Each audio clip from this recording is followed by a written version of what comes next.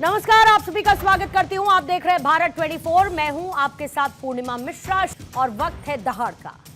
क्या बांग्लादेश में ये आरक्षण की आग थी जिसने बांग्लादेश को जला दिया, या फिर कोई सोची समझी साजिश?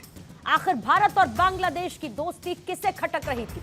साउथ एशिया रीजन के सभी देश उथल पुथल के दौर से गुजर रहे हैं। श्रीलंका हो, म्यांमार हो, नेपाल हो, अफगानिस्तान या फिर पाकिस्तान, सभी कंगाली और भुखमरी की मार झेल रहे हैं। और इन सब के बीच भारत और बांग्लादेश अच्छे रिश्तों के साथ आगे बढ़ रहे थे, तरक्की की राह पर चल रहे थे। लेकिन यह तरक्की किसे रास नहीं आई? चीन और पाकिस्तान दोनों भारत के भी दुश्मन हैं और बांग्लादेश के भी। हाँ, ये बात जरूर है कि आरक्षण को लेकर बांग्लादेश के युवा गुस्से में थे। लेकिन ऐसा क्या हुआ कि अचानक एक देश के प्रधानमंत्री को देश छोड़कर इस्तीफा देकर वहां से भागना पड़ा? आखिर ये कैसी साजिश थी कि प्रदर्शनकारी पीएम आवास में घुसकर लूटपाट करने लगे? क्या ये आरक्षण के खिलाफ गुस्से का नतीजा था या फिर उकसावे वाली साजिश का अंजाम? आज इन्हीं सवालों पर करेंगे चर्चा। लेकिन सबसे जरूरी सवाल यह है कि बांग्लादेश में फंसे हुए 12,000 से ज्यादा भारतीयों की सुरक्षा कैसे सुनिश्चित हो पाएगी? आखिर मोदी सरकार के पास वो कौन सा प्लान है जिसके जरिए भारतीयों की सुरक्षित वतन वापसी हो सके? आज सर्वदलीय बैठक में सभी पार्टियों ने मोदी सरकार का साथ देने की बात कही। तमाम पहलुओं पर चर्चा तो करेंगे ही, लेकिन सबसे अहम सवाल यही कि क्या साउथ एशिया में भारत के बढ़ते हुए दबदबे से चिढ़कर चीन और पाकिस्तान ने बांग्लादेश को जला दिया ताकि भारत को डिस्टर्ब किया जा सके? आइए सबसे पहले आपको सुनवाते हैं संसद में विदेश मंत्री एस जयशंकर ने क्या कहा, फिर तमाम पार्टियों के नेताओं के बयान भी आपको सुनवाएंगे।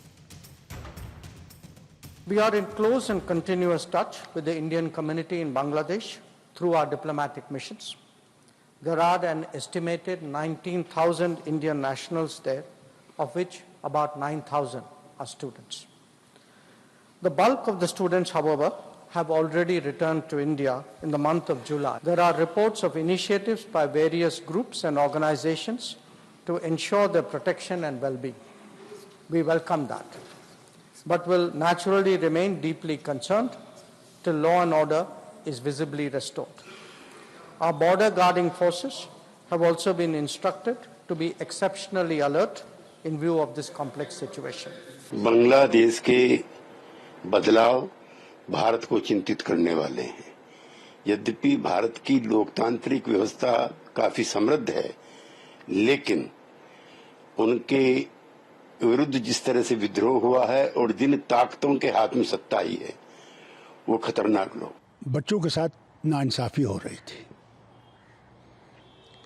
और वैसे भी मुल्क में बहुत वक्त से बांग्लादेश में ये लग रहा था कि हालत ठीक नहीं है। इसको आखिरकार बच्चों ने एक मुहिम चला दी जिससे कि कोई कंट्रोल नहीं कर सकता था, ना उनकी फौज कंट्रोल कर सकती थी, ना कोई कंट्रोल कर सकता था।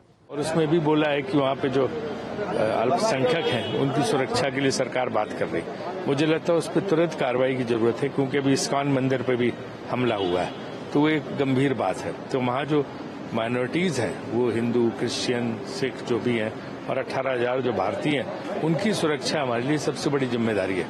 वो सरकार को पहले उसको देखना चाहिए, गंभीरता से उसको पूरी तरह से वहाँ पे हमें ताकत लगा के उनको सुरक्षा प्रदान करनी चाहिए। इस तरह की कोई चीज, मंदिरों को तोड़ना, ये सब कुछ नहीं होना चाहिए। तो अगर इस पूरे आर्किटेक्चर को हम समझे, उसकी परिणति हुई है कि शेख हसीना को देश छोड़ना पड़ा। ऐसी छवियां भी हमने देखी थी जो कुछ वर्ष पूर्व अंदाजा नहीं कर सकते थे कि शेख मुजीबुर रहमान बंग बंधु की प्रतिमा जिस प्रकार तोड़ी जा रही थी। तो मेरा मानना है कि इस मल्टी लेयर्ड आर्किटेक्चर को समझते हुए हमारी सरकार जो भी निर्णय लेगी, हम उसके साथ हैं। सारी विपक्षी पार्टियों को पकड़ पकड़ के जेल में डाला, जो मौजूदा प्रधानमंत्री थी शेख हसीना जी, उन्होंने, और चुनाव जो है वो रिग किए गए, ऐसा उनके ऊपर आरोप लगता है। विपक्ष को अपने देश के अंदर दबाना, नेताओं को जेल में रखना, चुनाव को रिग करना, मैं समझता हूं ये किसी भी देश के लोकतंत्र के लिए अच्छी बात नहीं है। आइए सबसे पहले सवालों का जिक्र कर देती हूं जिसके इर्द गिर्द रहेगी दहाड़ की चर्चा। सबसे पहला सवाल यह है कि बांग्लादेश में फंसे हुए भारतीयों को कैसे बचाएंगे मोदी? क्या मोदी की विदेश नीति के चलते विपक्ष भी साथ खड़ा नजर आता है? भारतीय सीमाएं सुरक्षित रखने का आखिर प्लान क्या है? बांग्लादेश की आग में चीन पाकिस्तान ने क्या घी डालने का काम किया? क्या भारत बांग्लादेश के संबंधों से चीन और पाकिस्तान चिढ़ा हुआ है जिसके बाद ये डिस्टर्बेंस फैलाने की कोई साजिश रची गई है?